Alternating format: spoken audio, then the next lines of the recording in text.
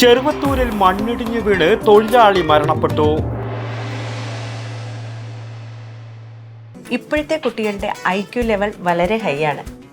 അത് നിലനിർത്തണമെങ്കിൽ പ്രോട്ടീനും കാൽസ്യവും അടങ്ങിയ ശുദ്ധമായ പശുവിൻ പാൽ ദിവസവും കൊടുക്കും. നിങ്ങൾ കഴിക്കണം.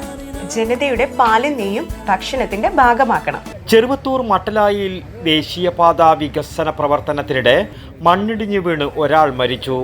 3 പേർക്ക് പരിക്കേറ്റു. ദേശീയപാത വികസന പ്രവൃത്തിയിലേർപ്പെട്ട ഇതര സംസ്ഥാന തൊഴിലാളികളാണ് അപകടത്തിൽപ്പെട്ടത്.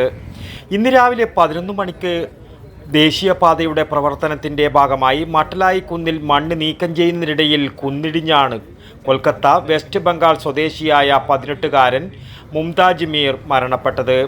കൊൽക്കത്ത സ്വദേശികളായ മൂനാൽ ലസ്കർ, മോഹൻ തേജർ എന്നിവർക്കാണ് സാരമായി പരിക്കേറ്റത്.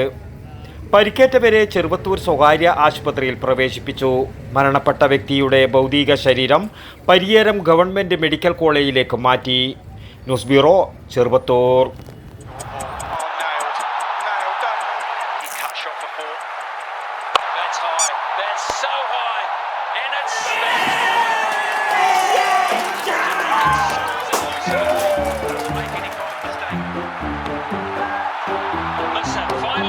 Could this be a moment? Got it! One of the great catches! Under pressure! You will never see! My goodness gracious me!